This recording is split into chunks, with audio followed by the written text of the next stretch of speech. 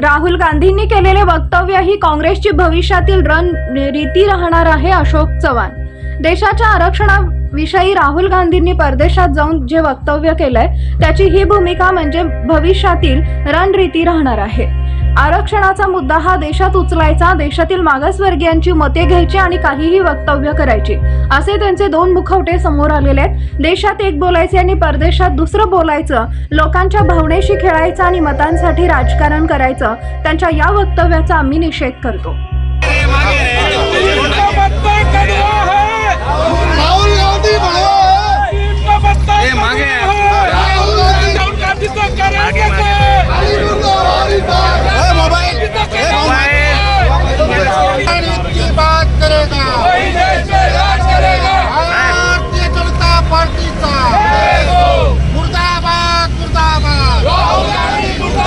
पद्धतीने देशाच्या आरक्षणाविरोधी भूमिका खासदार राहुल गांधी यांनी परदेशात जाऊन जे व्यक्त केलेली आहे ती खऱ्या अर्थाने काँग्रेसची भविष्यातली रणनीती राहणार आहे.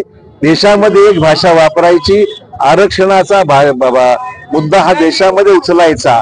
लोकसभेच्या निवडणुकीच्या वेळेस 400 जागा भाजपला आरक्षण रद्द करण्याकरता हव्यात, अशा प्रकारची वल्गना करून देशाच्या मागासवर्गीय गरीब लोकांची मतं घ्यायची आणि परदेशात जाऊन मात्र वक्तव्य वेगळं करून त्या ठिकाणी वक्तव्य असं करायचं की देशामध्ये आगामी काळामध्ये आम्ही आरक्षण रद्द करू, अशा प्रकारचं वक्तव्य करायचं.